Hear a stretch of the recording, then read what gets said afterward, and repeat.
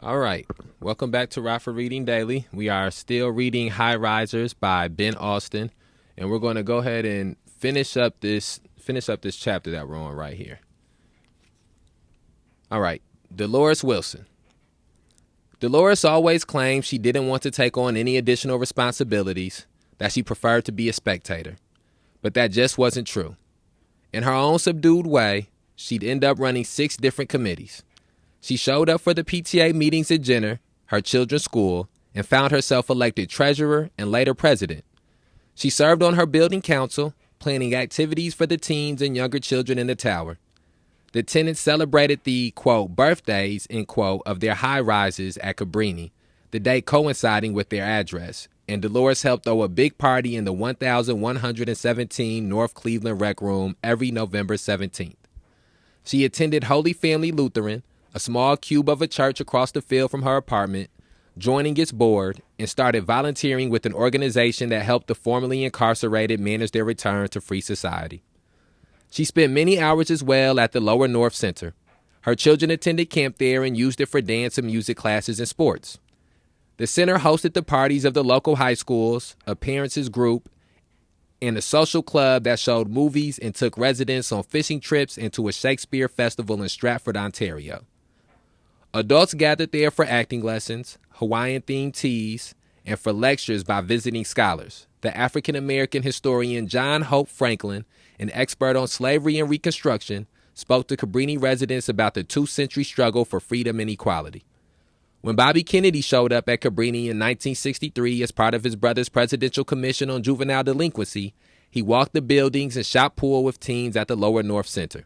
Quote, "The feminine part of the staff agreed to keep the hand that the Attorney General shook unwashed," end quote, noted the Northside Observer, a regular feature in the Chicago Defender that was written in the decorous style of a high society registrar. Dolores Wilson was present at many of the affairs chronicled in these pages. She helped out with everything from back-to-school giveaways to Christmas bazaars, raffles, and dances. She was a soloist in a, quote, musical extravaganza, end quote, and was among the diligent volunteers of a PTA rummage sale to whom the newspaper offered a, quote, low bow, end quote, of gratitude for being, quote, on hand into the wee hours of the morning with the detested sorting, end quote. The Cabrini Extension high-rises were a low-income development of some 10,000 people crammed together on isolated plazas set within a historic slum. There were bound to be issues. Shortly after the Wilsons moved in, drivers delivering milk among the 15 towers complained that teens were sneaking into their trucks and stealing bottles. In the enclosed stairwells and elevators, hidden from sight, children rode over the walls. Laundry machines were broken and mailboxes bashed so they couldn't open. In one of the high-rises neighboring the Wilsons, 2 men on the 7th floor robbed another man of his television and then, as the Daily reported, quote, shot him in the eye for no reason, end quote. On the corner of Division and Larrabee, on the northwestern edge of the complex, a mass of teenagers brawled. But Dolores felt like her 6 flat on the south side had experienced more disturbances than the entirety of her 19-story high-rise. And at Cabrini, she and her neighbors got together to try to deal with problems. They formed self-protection clubs and patrolled the laundry rooms, elevators, and corridors. Residents petitioned the housing authority to enforce rules, respond to maintenance calls, and support programs that engaged the large number of children living there. They started a law and order commission and demanded that the police carry out foot patrols and do something about the drunks from the taverns on Chicago Avenue and the roaming prostitutes from the warehouse district to the south. Saul Alinsky, the father of the Chicago style of community organizing, came to the auditorium at St. Philip Benizi School to advise a new tenant leadership group that called itself a Better Cabrini Organization. Alinsky told the Cabrini residents what they'd already realized from their experiences. They would have to show power in numbers if they hoped to exert influence over the CHA, the police, and City Hall. I think what I want to point out there, or what stands out to me there, is when people speak about currently the lack of cooperation that communities of color or black communities or low income working class communities have with police, the lack of a relationship that they have, the lack of trust that exists, is precisely because of this time period where the police were, and the institution of policing were allowing crimes to take place in these areas because of the fact that it was black people who lived there, because of the fact that nobody cared what happened to these people besides these people. And so in the same thing where it was a lot easier, the headlines stood out a lot less back then when it was a black person being killed here or there, or a black house being robbed into or broken into here or there. And it's as opposed to now where you see these things as sort of like you see crime on the headline news every day. You see it on social media news every day. You know, back then this information wasn't being disseminated as well. And so it was easy to just sweep these things under the rug. And you see how regularly black people and people living in substandard conditions have not only just asked for more police or a heavier police presence, but they also ask for other resources that can help people to not be reverting to crime or not feel the need to resort to crime, or that can empower people to feel like to let them know that they're above crime. But regularly, the only thing that they were ever given is policing, is more arrest. And so I just think that that's something that's important to point out when we start to speak about why the relationship with police and communities of color are at the place that it is now, and why even people in these communities feel as if they don't have regard or respect for the laws because it has been delegitimized in their eyes because of their experiences. Because for decades, for over a century, police and the institution of policing and the city governments have allowed crimes to take place in certain neighborhoods, have allowed for certain neighborhoods to have the kind of conditions that produce crime. Mayor Richard J. Daley, his son will tell you, never aspired to have public housing high-rises built in Chicago. Quote, "It's a big fallacy that he wanted all this. It's total BS. He knew more about it than anyone else. He knew this would make them like a prison." End quote. Richard M. Daley, the mayor of Chicago from 1989 to 2011, has declared this many times when asked about the legacy of the city's public housing, his eyes fixed on the pages of a U.S. Senate hearing transcript from July 1959. The first Mayor Daley had gone to Washington that year to complain that the federal dollar limit allotted for each unit of public housing was prohibitively low, allowing only for the construction of densely packed towers. Daley explained to the senators his hope, quote, to make it not only high-risers, but also walk-up and row houses, end quote. What the first Mayor Daley may have desired above all else was a bigger share of the federal kitty. But his son sees in the Senate hearing proof that his father has been remembered mistakenly as the creator of Chicago's public housing systems. Quote, "This is not going to go well," end quote, as my father explained, the younger Daley clarified. Quote, "Of course, the federal government, always in their wisdom, goes ahead with it," end quote. It's true that Richard J. Daley took office after the city council voted to place new developments in existing black neighborhoods, after Elizabeth Wood was fired from CHA, and after 15,000 of Chicago's 43,000 units of public housing were already built or under construction.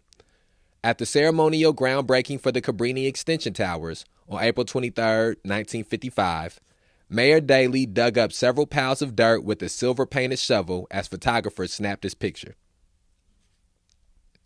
A crowd of 1,000 onlookers broke through police lines in an attempt to shake his hand. It was one of Daley's first official acts as mayor, as he'd been sworn in only the previous day. Born in 1902, Daley grew up in a bungalow in the South Side neighborhood of Bridgeport, a mostly Irish community that included the Union Stockyards, which put 40,000 people to work dismembering and packaging most of the nation's meat.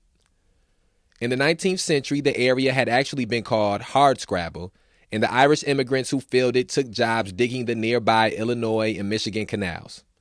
Daley, as a teenager, was president of the Hamburg Athletic Club, a group of local toughs, boys from the same parish and operating out of the neighborhood ward office.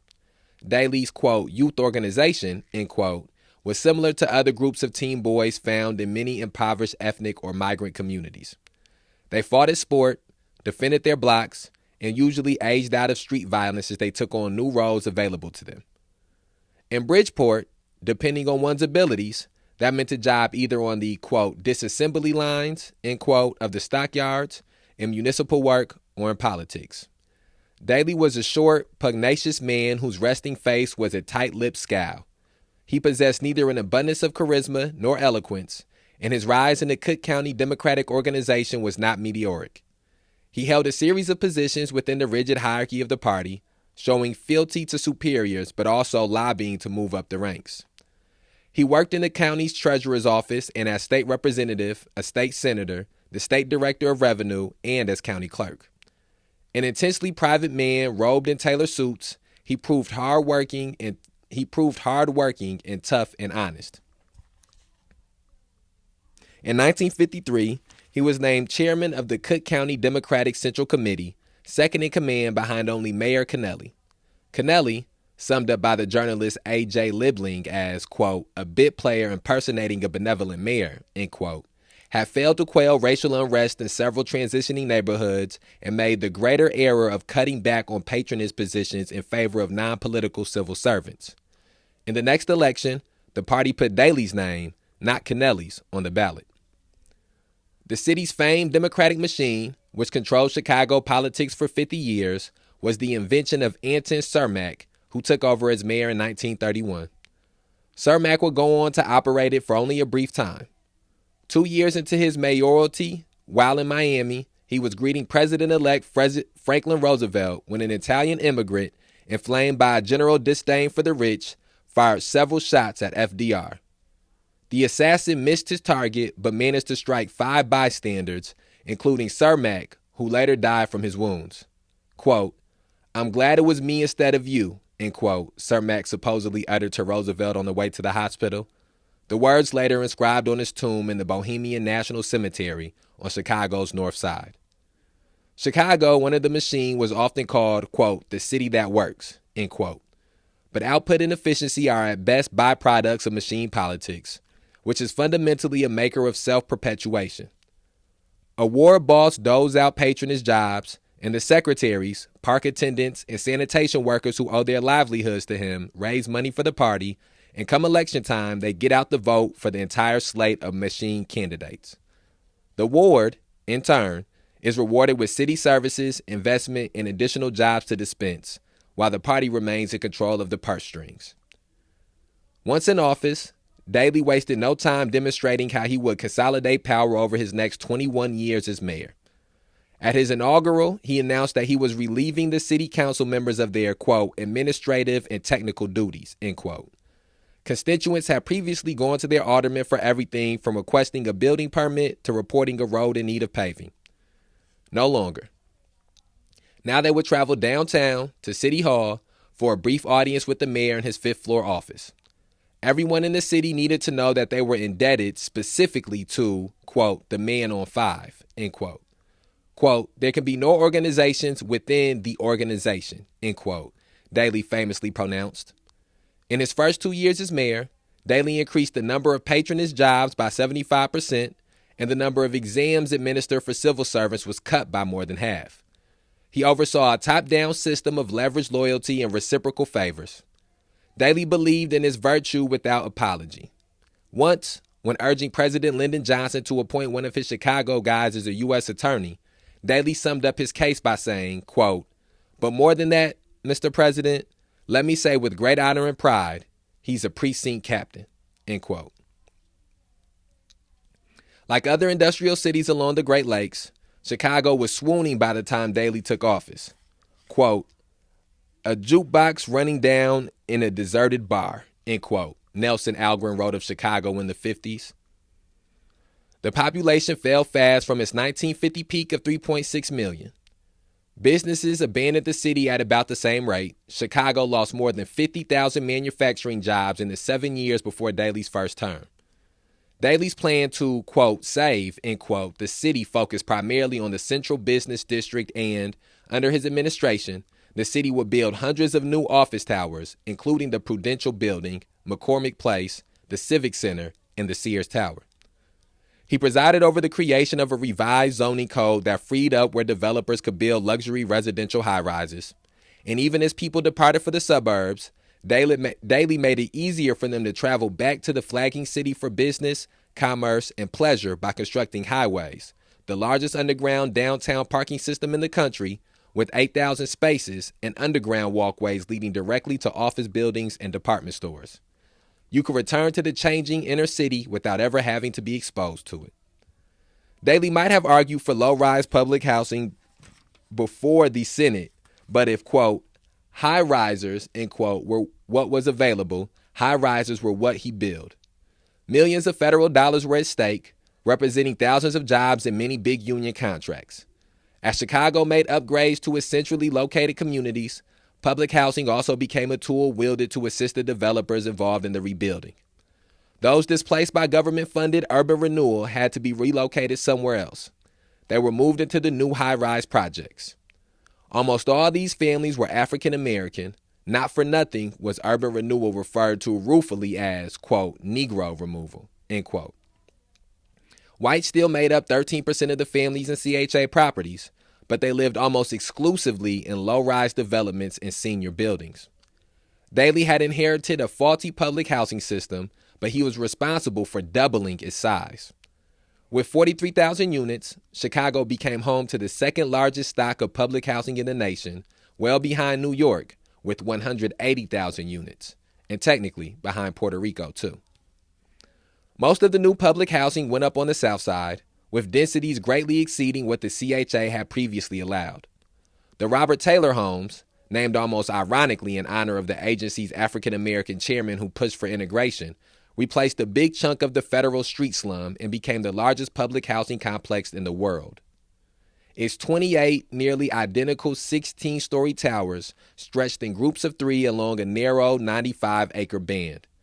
The buildings would extend the State Street corridor of public housing from Hillier Homes, just south of the Loop, through the Harold Ikes Homes, Dearborn Homes, Stateway Gardens, and on to Robert Taylor.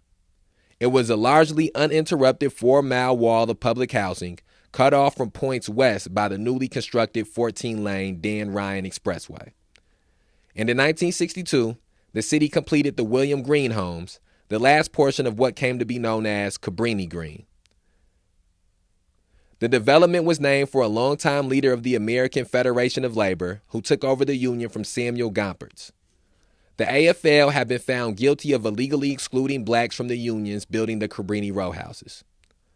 The Green Homes consisted of 1,096 apartments and 8 exposed concrete towers of 15 and 16 stories, spaced within a tidy triangle of land formed by Division Street and the point formed to the north by the intersection of 2 diagonal avenues, Claiborne and Ogden.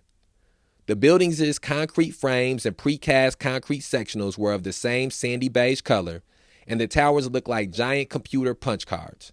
They came to be known as the, quote, whites, end quote, in contrast to the, quote, reds, end quote, across Division Street to the south.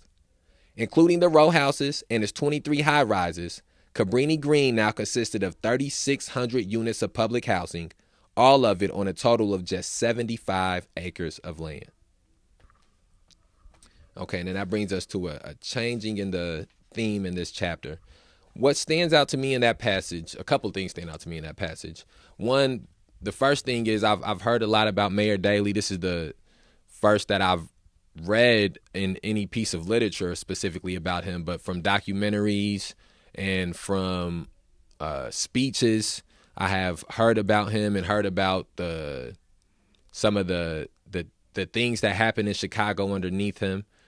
A lot of people, when Dr. King came to Chicago in the hopes of integrating housing and trying to get better housing conditions for people, Mayor Daley and his Democratic machine were the people who ran Dr. King out and made it impossible for Dr. King to try to make some of those changes he was trying to make.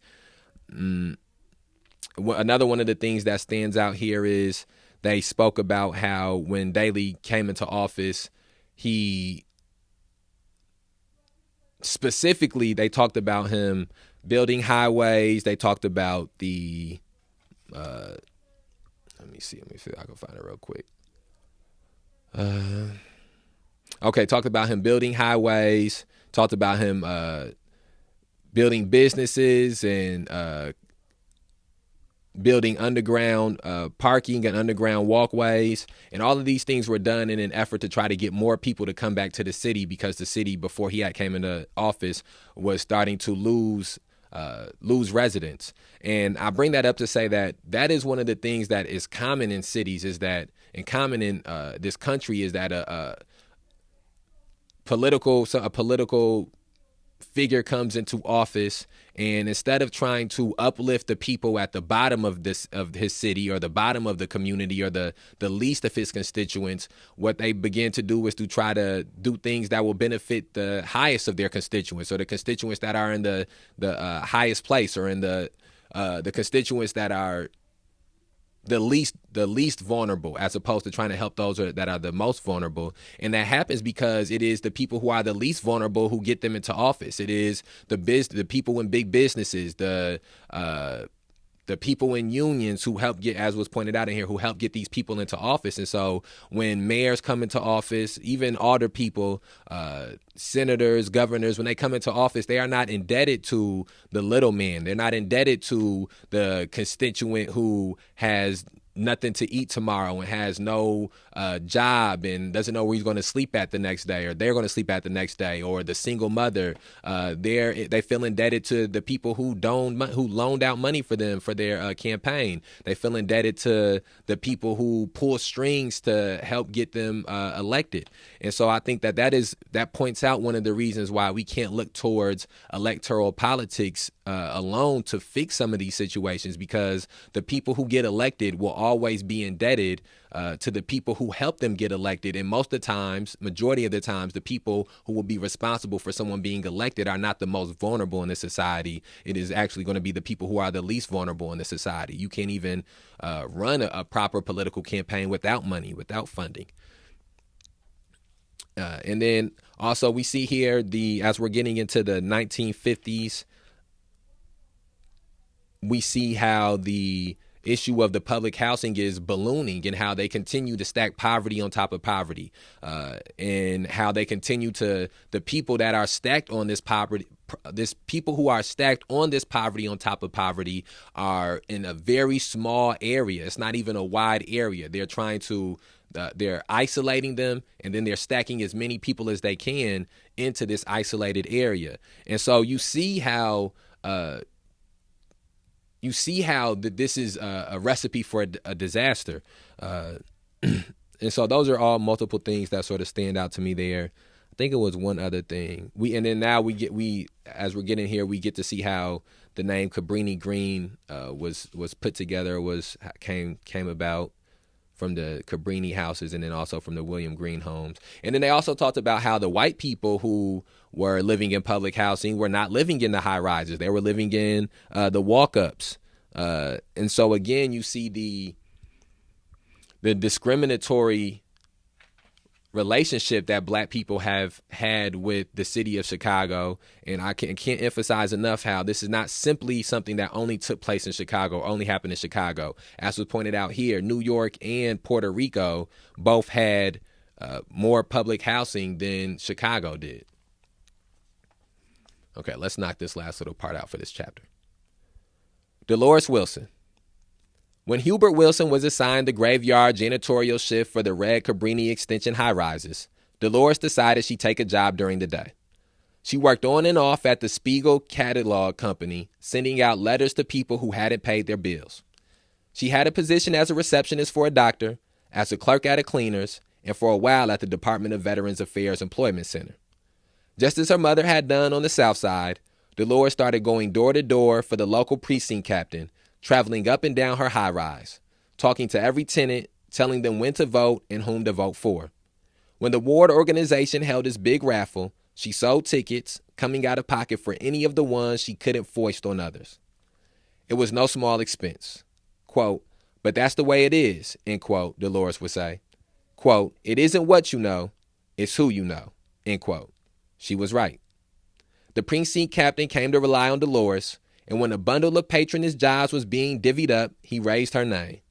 In 1966, She started at the city's Department of Water Management just a few blocks east in the Chicago Avenue pumping station across Michigan Avenue from the old Chicago Water Tower. She was the only black person there in an office that handled paychecks for the entire department. Many nights she'd hustle back to Cabrini Green from the water department, cook dinner for the children, help them with homework, and then rush out again for a meeting at Holy Family or Jenner Elementary or the Lower North Center. In addition to his janitorial work, Hubert also coached the basketball and the baseball team that their sons joined. When they lived on the South Side, Hubert had been in the National Guard, and at Cabrini Green, he started a drum and bugle corps that he named the Corsairs. 3 other janitors helped him. 2 were named Brown, and for their different complexions, Dolores called them, quote, red brown and, quote, black brown, end quote, though not to their faces. The men went to Montgomery Ward to get the fabric to make the Corsairs' pirate uniforms. Neither the Wilson children nor many of the other boys and girls in the Corsairs could read music, but they learned the beat and picked up the songs easily enough. The boys who didn't play instruments turned mock rifles in lockstep, and the girls twirled batons and flags as majorettes. They practiced in the field outside 1117 North Cleveland and the other surrounding towers, people looking down on them from 100 different ramps or watching them from in front of the building. Soon the Cabrini Green Corsairs were traveling to suburbs outside Chicago, marching in parades for St. Patrick's Day and Memorial Day, and winning trophies at competitions. Occasionally, amid their work jobs and their volunteer jobs and all that parenting entailed, Dolores and Hubert found time to go out together.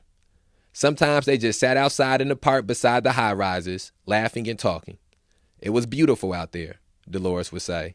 Quote, green grass everywhere, flowers, no black top or broken glass, end quote. Hubert loved jazz, and he'd invite people over to the apartment to listen to records. But the 2 of them also went out with the other janitors and their wives. South of them, behind Montgomery Ward, was a ghost town of warehouses come night. But there were some clubs on Chicago Avenue that they frequented. Dolores favored the Chicago Lounge. It wasn't fancy, but the people there treated them like regulars, remembering their names and what they drank. The DJ spun records Dolores wanted to hear. If someone asked her to dance, she'd have to get Hubert's permission. Quote, he was jealous, jealous, jealous, end quote, she would say. Quote, that man wouldn't believe a black cow gave white milk, end quote. She didn't give him anything to worry about. She was ever faithful. But if they were apart for 10 minutes, he'd ask where she been and with whom. They'd argue some nights over these petty exchanges, though come morning they never parted without an apology, trading kisses and saying, quote, I love you, end quote. Dolores had been a teenager when they married, and the 2 of them still walked the land at Cabrini Green holding hands. At the Chicago Lounge, Hubert would look over the guy who wanted to dance, sizing him up, and say, quote, yeah, go on, baby, end quote. It wasn't close dancing. It was jitterbugging, the bop, the chicken, quote, but heaven forbid that guy asked me for a second dance, end quote, Dolores remembered. And that brings us to the end of chapter 2 and the beginning of chapter 3. And we will end this episode here so that way we can start anew on chapter 3 instead of picking it up in the midst of the chapter. And that last little part was just, I don't think it's really a deep dive to be had on that. It was just sort of keeping us up to date with Dolores and Hubert's experiences in the row houses, or not the row houses, in the high risers. Okay, so I want to encourage people to please listen to previous episodes of Rockford Reading Daily if you have not. If by the time you listen to this, there are future episodes out, please go listen to those future episodes. We put these episodes out every day to present people the opportunity to begin or further their journey on in the struggle to end police terrorism, mass incarceration, and racial injustice. Please follow us on Twitter, follow us on Instagram, like us on Facebook, subscribe on YouTube, follow us on TikTok. We on all social medias. We outside. Back tomorrow.